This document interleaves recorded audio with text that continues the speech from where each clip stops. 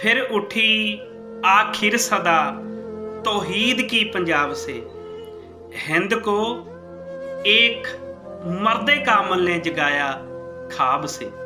सो गुरु प्यारिओ, ये जो लाइनां ने सतरां ने, ये पाकिस्तान के बहुत ही मशहूर लेखक डॉक्टर मुहम्मद इकबाल लामा साहब जी ने लिखियां ने, जिस विच उन्होंने जगत पिता जगत गुरु श्री गुरु नानक साहब महाराज जी नूं आख्या है कि गुरु नानक महाराज जी ने इस संसार के उत्ते जन्म लैके इस भारत देश के लोग जिहड़े मर चुके सन, खत्म हो चुके सन, सतगुरां ने फिर तो इन्हां नूं जीवन दान दिता, फिर तो इन्हां नूं जिउंदे कर दिता।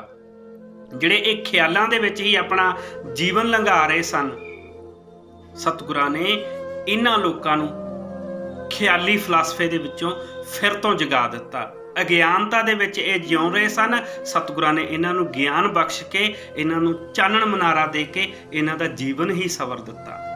सो गुरु प्यारिओ, ये जिहड़ियां दो पंक्तियां ने, ये जिहड़ियां दो लाइनां ने, दो सतरां ने, तुसीं बहुत वार सुणिया होणगियां, पर लो आओ आपां ये पूरी कविता जिहड़ी डॉक्टर इकबाल साहब जी ने गुरु नानक साहब महाराज जी दे परथाए लिखी है, पर उन्होंने जिहड़ा जिक्र किया है वो गौतम बुद्धा जी तो किया है, जिन्हों असीं भगवान बुद्ध कह के याद करते हैं। सो गुरु प्यारिओ, इस कविता दे विच भगवान बुद्ध जी तो गल शुरू करदिआं होइआं किवें इकबाल लामा साहब जी गुरु नानक साहब महाराज जी ते आके समाप्त करते हैं, लो आओ आपां जानन दा यतन करांगे। बेनती है इस वीडियो नूं पूरी सुणिओ, ਵੱਧ ਤੋਂ ਵੱਧ शेयर करियो, अपने बच्चों नूं, अपने परिवारां नूं जरूर विखाइओ, तां जो पता लग सके कि गुरु नानक साहब महाराज जी नूं एक सच्चे दिलों वड्डे वड्डे लेखक किवें याद करते हैं, किवें लिखते हैं। ते गुरु प्यारे, मैं इत्थे एक बेनती करदे हां, कोई भी लिखारी हुंदा है, कोई भी लेखक हुंदा है, उहदे अपने ख्याल हुंदे ने कि उहने रहबर नूं, उहने कोई भी जां किताब लिखनी होवे, कोई भी लेख लिखना होवे, आर्टिकल लिखना होवे, उन्हें अपने नज़रिए नाल लिखना हुंदा जिवें वो वेखदा है। इसे तरह डॉक्टर इकबाल साहब जी ने गुरु नानक साहब महाराज जी नूं जिहड़े नज़रिए नाल वेखिया, उसे नज़रिए नूं भगवान बुद्धा जी नूं वेखिया है।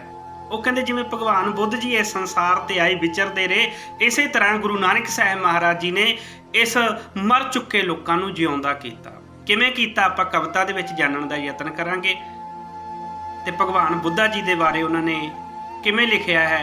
लो आओ आपां नाल नाल कविता पढ़ते हैं ते नाल नाल अर्थ करते हैं।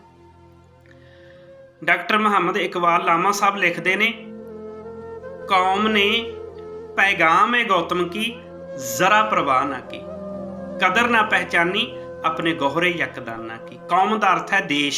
इस भारत देश के लोगों ने गौतम बुद्धा ने जो पैगाम दिता उसकी परवाह ही नहीं की, वो पैगाम नूं सुनिया ही नहीं, अपने जीवन का आधार बनाया ही नहीं, कदर ना पहचानी, कदर ही नहीं की, कदर ना पहचानी अपने गोहरे यकदाना की। गोहरे यकदाना का मतलब है बेसकीमती मोती दी कदर ही नहीं पहचानी। इस करके आह बदकिस्मत रहे आवाजे हक से बेखबर। ये हिंदुस्तान के लोग भगवान बुद्धा ने जो उपदेश दिता सी, उस उपदेश तो ही बेखबर हो गए।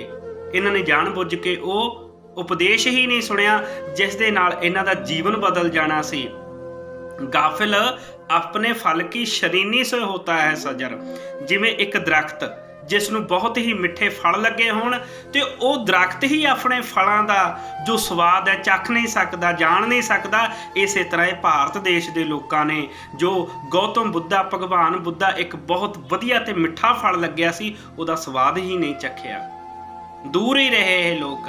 आशकार उसने किया जो जिंदगी का राज था। आशकार का मतलब रहस, जो जिंदगी का रहस सी भी असी दुनिया ते क्यों आए हैं, साडा आउण दा मकसद की है, सानू दुख क्यों आउंदे ने, असी सुख किवें अपने जीवन दे विच लिया सकते हैं, जिउंदे जी मुक्ति किवें पा सकते हैं। ये जो रहस सी ये भगवान बुद्धा जी ने दसिया। आशकार उसने किया जो जिंदगी का राज था। जिंदगी के रहस नूं उन्होंने इस दुनिया के सामने, लोगों के सामने खुल के रखिया। पर हिंद को लेकिन ख्याली फलसफे पर नाज था। इस हिंदुस्तान के लोगों नूं तां गप्पां कहानियां ਝੂਠ ਤੂਫਾਨ ਤੇ ਹੀ ਬਸ ਭਰੋਸਾ ਸੀ ਕਿ ਬਸ ਗੱਪਾਂ ਕਹਾਣੀਆਂ ਇਹ ਸਾਨੂੰ ਮੁਕਤ ਕਰ ਦੇਣਗੀਆਂ, ਪਰ ਗੱਪਾਂ ਕਹਾਣੀਆਂ ਨੇ ਇਸ ਹਿੰਦੁਸਤਾਨ ਦੇ ਲੋਕਾਂ ਨੂੰ ਬਰਬਾਦ ਕਰਕੇ ਰੱਖ ਦਿੱਤਾ। ਜੋ ਸੱਚ ਸੀ ਉਹ ਸੁਣਿਆ ਨਹੀਂ, ਝੂਠ ਨੂੰ ਆਪਣੇ ਜੀਵਨ ਦਾ ਗਹਿਣਾ ਬਣਾ ਲਿਆ ਤੇ ਉਸੇ ਝੂਠ ਨੇ ਇਸ ਭਾਰਤ ਦੇ ਇਸ ਦੇ ਲੋਕਾਂ ਦੀ ਦੁਰਦਸ਼ਾ ਕਰ ਦਿੱਤੀ। ਤੇ ਦੁਰਦਸ਼ਾ ਇੰਨੀ ਹੋਈ, ਭਾਰਤ ਦੇਸ਼ ਪਿੱਛੇ ਰਹਿ ਗਿਆ, ਬਾਕੀ ਦੇਸ਼ ਅੱਗੇ ਚਲੇ ਗਏ। ਕਿਉਂ? ਉਹ ਅਗਲੀਆਂ ਲਾਈਨਾਂ ਦੇ ਵਿੱਚ ਦੱਸ ਰਹੇ ਨੇ, ਸ਼ਮੇ ਹੱਕ ਸੇ ਜੋ ਮੁਨੱਵਰ ਹੋ ये वो महफिल ना थी। ਇਹ ਉਹ ਮਹਿਫਲ ਹੀ ਨਹੀਂ ਥੀ, ਇਹ ਮਤਲਬ ਭਾਰਤ ਦੇਸ਼ ਦੇ ਉਹ ਲੋਕਾਂ ਦੀ ਮਹਿਫਲ ਹੀ ਨਹੀਂ ਸੀ ਜਿੱਥੇ ਰੋਸ਼ਨੀ ਪੈਂਦੀ ਤੇ ਰੋਸ਼ਨੀ ਨਾਲ ਇਹ ਚਮਕ ਉੱਠਦੇ। ਰੋਸ਼ਨੀ ਤਾਂ ਪਈ ਪਰ ਇਹਨਾਂ ਨੇ ਰੋਸ਼ਨੀ ਦਾ ਕੋਈ ਫਾਇਦਾ ਹੀ ਨਹੀਂ ਲਿਆ। ਇਹ ਉਹ ਮਹਿਫਲ ਹੀ ਨਹੀਂ ਬਣੀ ਕਿ ਇਹ ਆਨੰਦ ਮਾਣ ਸਕਦੀ ਭਗਵਾਨ ਬੁੱਧਾ ਦੇ ਉਪਦੇਸ਼ਾਂ ਦੀ। ਇਹਨਾਂ ਨੇ ਧਿਆਨ ਹੀ ਨਹੀਂ ਦਿੱਤਾ। ਬਾਰਿਸ਼ ਰਹਿਮਤ ਹੋਈ ਲੇਕਿਨ ਜ਼ਮੀਨ ਨਾ ਕਾਬਿਲ ਥੀ। ਬਾਰਿਸ਼ ਤਾਂ ਬਹੁਤ ਹੋਈ ਹੈ, ਭਗਵਾਨ ਬੁੱਧਾ ਨੇ ਉਪਦੇਸ਼ ਤਾਂ ਬਹੁਤ ਦਿੱਤੇ ਨੇ। ਭਗਵਾਨ ਬੁੱਧਾ ਨੇ ਜੀਵਨ ਦਾ ਕੱਲਿਆ ਕੱਲਾ ਰਹੱਸ ਸਮਝਾਇਆ ਕਿ ਸਾਨੂੰ ਦੁੱਖ ਕਿਉਂ ਆਉਂਦੇ ਨੇ, ਅਸੀਂ ਸੁੱਖ ਕਿਵੇਂ ਪ੍ਰਾਪਤ ਕਰ ਸਕਦੇ ਹਾਂ। ਪਰ ਉਹ ਜਿਵੇਂ ਕਹਿੰਦੇ ਆ ਨਾ, ਮੀਂਹ ਬਹੁਤ ਪੈਂਦਾ ਤੇ ਬੰਜਰ ਧਰਤੀ ਨੂੰ ਕੋਈ ਫਰਕ ਨਹੀਂ ਪੈਂਦਾ, ਇਸੇ ਤਰ੍ਹਾਂ ਭਗਵਾਨ ਬੁੱਧਾ ਜੀ ਦੇ ਜਿਹੜੇ ਉਪਦੇਸ਼ ਸੀ ਇਹਨਾਂ ਦੇ ਬੰਜਰ ਮਨਾਂ ਦੇ ਉੱਤੇ ਕੋਈ ਅਸਰ ਹੀ ਨਹੀਂ ਕਰ ਪਾਏ। ਇਹ ਕਿਉਂਕਿ ਇਹਨਾਂ ਦੇ ਮਨ ਹੀ ਬੰਜਰ ਬਣ ਚੁੱਕੇ ਸਨ। ਆਹ ਦਾ ਮਤਲਬ ਹੁੰਦਾ, ਹਾਏ ਸ਼ੂਦਰ ਕੇ ਲਈ ਹਿੰਦੁਸਤਾਨ ਗਮਖਾਨਾ ਹੈ। ਇਹਨਾਂ ਸ਼ੂਦਰਾਂ ਦੇ ਲਈ ਜਿਹੜਾ ਹਿੰਦੁਸਤਾਨ ਹੈ ਉਹ ਗਮਖਾਨਾ, ਇੱਕ ਹਿਸਾਬ ਦਾ ਨਰਕ ਹੈ ਇਹਨਾਂ ਲਈ, ਕਿਉਂਕਿ ਇੱਥੇ ਸ਼ੂਦਰਾਂ ਨੂੰ ਦੁਰਕਾਰਿਆ ਜਾਂਦਾ, ਮਾਰਿਆ ਜਾਂਦਾ ਸੀ, ਕੁੱਟਿਆ ਜਾਂਦਾ ਸੀ, ਤਿਰਸਕਾਰਿਆ ਜਾਂਦਾ ਸੀ। ਸ਼ੂਦਰਾਂ ਦੀ ਤਾਂ ਜਿਹੜੀ ਜ਼ਿੰਦਗੀ ਸੀ ਉਹ ਜਾਨਵਰਾਂ ਤੋਂ ਵੀ ਭੈੜੀ ਸੀ।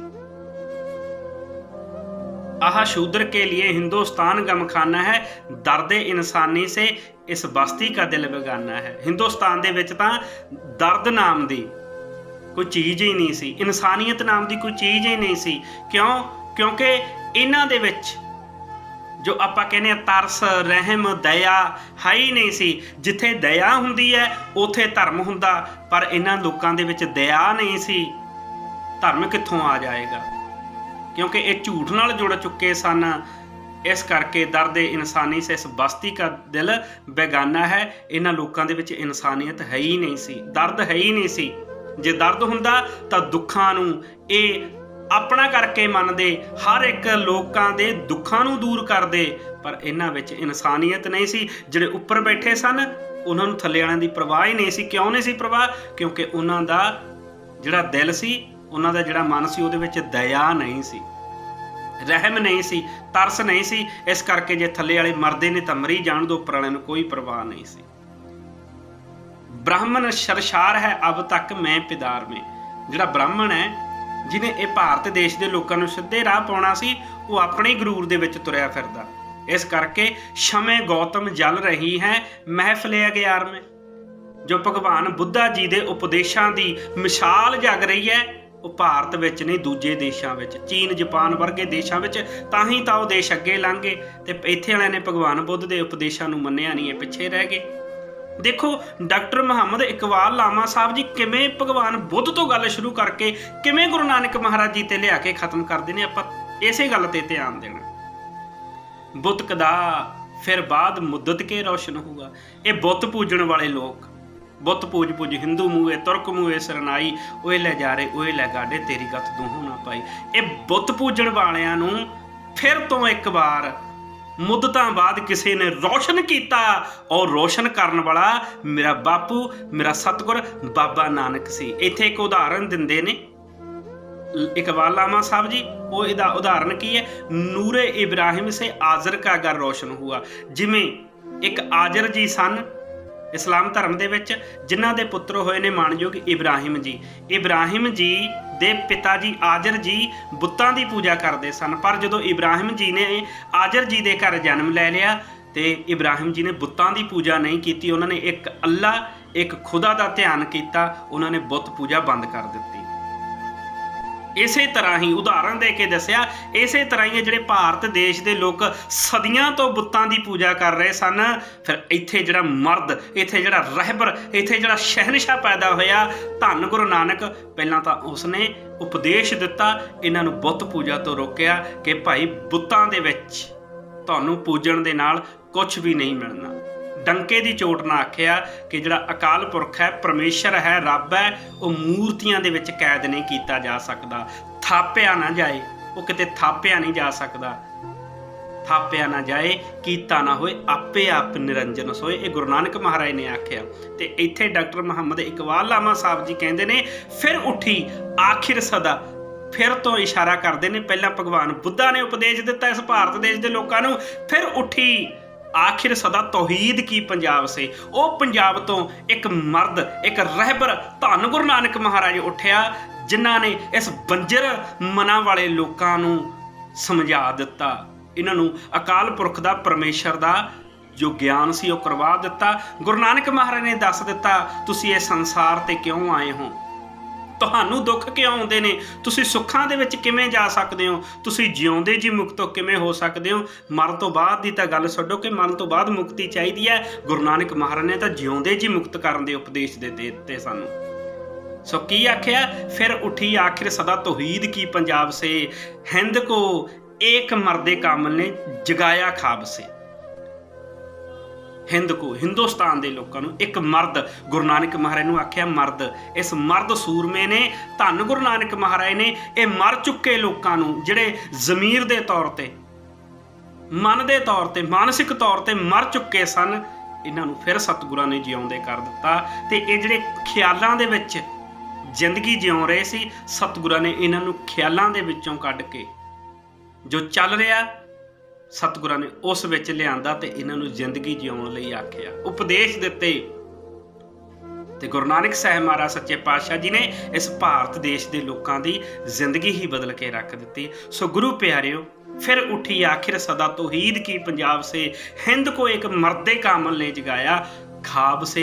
ਇਹ ਖਾਬਾਂ ਦੇ ਵਿੱਚੋਂ, ਸੁਪਨਿਆਂ ਦੇ ਵਿੱਚੋਂ ਕੱਢ ਕੇ ਗੁਰੂ ਨਾਨਕ ਮਹਾਰਾਜ ਨੇ ਹਕੀਕਤ ਦੇ ਵਿੱਚ ਲਿਆ ਕੇ ਦੱਸ ਦਿੱਤਾ, ਭਾਈ ਤੁਸੀਂ ਇੱਥੇ ਜੰਮਦੇ ਹੋ, ਇੱਥੇ ਹੀ ਮਰਦੇ ਹੋ, ਇਸ ਕਰਕੇ ਇੱਥੇ ਹੀ ਤੁਹਾਨੂੰ ਦੁੱਖ ਆਉਂਦੇ ਨੇ। ਤੁਸੀਂ ਇੱਥੇ ਜਦੋਂ ਜਨਮ ਲੈ ਲੈਂਦੇ ਹੋ ਤਾਂ ਇੱਥੇ ਹੀ ਤੁਸੀਂ ਸੁੱਖ ਮਾਣ ਸਕਦੇ ਹੋ, ਇੱਥੇ ਹੀ ਤੁਸੀਂ ਜਿਉਂਦੇ ਜੀ ਮੁਕਤ ਹੋ ਸਕਦੇ ਹੋ, ਇੱਥੇ ਹੀ ਆਪਣਾ ਜੀਵਨ ਵਧੀਆ ਜਿਉਂ ਸਕਦੇ ਹੋ। ਇਹ ਉਪਦੇਸ਼ ਗੁਰੂ ਨਾਨਕ ਮਹਾਰਾਜ ਜੀ ਨੇ ਦਿੱਤੇ। ਸੋ ਇਹ ਜੋ 17 ਜਾਂ ਕਵਿਤਾ ਲਿਖੀ ਸੀ, ਇਹ ਡਾਕਟਰ ਮੁਹੰਮਦ ਇਕਬਾਲ ਲਾਮਾ ਸਾਹਿਬ ਜੀ ਨੇ ਲਿਖੀ ਸੀ, ਉਹਨਾਂ ਦੇ ਆਪਣੇ ਖਿਆਲ ਸਨ। ਸੋ ਗੁਰੂ ਪਿਆਰੇ, ਜਦੋਂ ਅਸੀਂ ਗੁਰੂ ਗ੍ਰੰਥ ਸਾਹਿਬ ਮਹਾਰਾਜ ਜੀ ਦੀ ਬਾਣੀ ਨੂੰ ਪੜ੍ਹਦੇ ਹਾਂ, ਜਦੋਂ ਅਸੀਂ ਸਤਿਗੁਰਾਂ ਦੇ ਇਤਿਹਾਸ ਨੂੰ ਪੜ੍ਹਦੇ ਹਾਂ, ਜਿਵੇਂ ਹੁਣ ਆਪਾਂ ਲੜੀਵਾਰ ਜੋ ਸਿੱਧ ਗੋਸ਼ਟ ਗੁਰੂ ਨਾਨਕ ਮਹਾਰਾਜ ਜੀ ਨੇ ਸਿੱਧਾਂ ਦੇ ਨਾਲ, ਜੋਗੀਆਂ ਦੇ ਨਾਲ ਵਿਚਾਰ ਚਰਚਾ ਕੀਤੀ ਸੀ, ਕਿਵੇਂ ਜੋਗੀਆਂ ਨੂੰ ਉਹ ਟਿੱਲਿਆਂ ਤੋਂ, ਉਹ ਪਰਬਤਾਂ ਤੋਂ, ਉਹ ਪਹਾੜਾਂ ਤੋਂ ਉਤਾਰ ਕੇ ਘਰਾਂ ਦੇ ਵਿੱਚ ਗ੍ਰਹਿਸਥੀ ਬਣਾ ਕੇ ਬਿਠਾ ਦਿੱਤੇ ਤੇ ਸਮਝਾ ਦਿੱਤਾ ਸੀ। ਤੇ ਗੁਰੂ ਨਾਨਕ ਸਾਹਿਬ ਮਹਾਰਾਜ ਨੇ ਇਸ ਮਰ ਚੁੱਕੇ ਲੋਕਾਂ ਨੂੰ, ਜ਼ਮੀਰ ਦੇ ਤੌਰ ਤੇ ਮਰ ਚੁੱਕੇ ਲੋਕਾਂ ਨੂੰ ਫਿਰ ਤੋਂ ਜਿਉਂਦੇ ਕਰ ਦਿੱਤਾ, ਫਿਰ ਤੋਂ ਇੱਕ ਵਾਰ ਜਗਾ ਦਿੱਤਾ ਸੀ। ਸੋ ਧੰਨ ਸਨ ਗੁਰੂ ਨਾਨਕ ਸਾਹਿਬ ਮਹਾਰਾਜ ਜੀ, ਜਿਨ੍ਹਾਂ ਨੇ ਇਸ ਮਨੁੱਖਤਾ ਦਾ ਭਲਾ ਕੀਤਾ, ਜਿਨ੍ਹਾਂ ਨੂੰ ਜਿਉਂਦੇ ਜੀ ਮੁਕਤ ਕੀਤਾ। ਸੋ ਗੁਰੂ ਪਿਆਰਿਓ, ਹਰ ਇੱਕ ਕਵੀ ਦੇ, ਲੇਖਕ ਦੇ ਆਪਣੇ ਆਪਣੇ ਵਿਚਾਰ ਹੁੰਦੇ ਨੇ। ਜੋ ਡਾਕਟਰ ਇਕਬਾਲ ਲਾਮਾ ਸਾਹਿਬ ਜੀ ਦੇ ਆਪਣੇ ਵਿਚਾਰ ਸਨ, ਉਹ ਤੁਹਾਡੇ ਨਾਲ ਸਾਂਝੇ ਕੀਤੇ। ਅਗਰ ਵੀਡੀਓ ਵਧੀਆ ਲੱਗੇ, ਵੱਧ ਤੋਂ ਵੱਧ ਸ਼ੇਅਰ ਕਰਿਓ, ਆਪਣੇ ਬੱਚਿਆਂ ਨੂੰ, ਆਪਣੇ ਪਰਿਵਾਰਾਂ ਨੂੰ ਜ਼ਰੂਰ ਦਿਖਾਇਓ ਤੇ ਇਸ ਚੈਨਲ ਨੂੰ ਸਬਸਕ੍ਰਾਈਬ ਕਰਿਓ। ਇੰਨੀਆਂ ਬੇਨਤੀਆਂ ਪ੍ਰਵਾਨ ਜੀ। ਅਗਲੀ ਵੀਡੀਓ ਦੇ ਵਿੱਚ ਅਗਲਾ ਇਤਿਹਾਸ ਲੈ ਕੇ ਆਵਾਂਗੇ। ਤਦ ਤੱਕ ਲਈ ਵਾਹਿਗੁਰੂ ਜੀ ਕਾ ਖਾਲਸਾ, ਵਾਹਿਗੁਰੂ ਜੀ ਕੀ ਫਤਿਹ ਜੀ।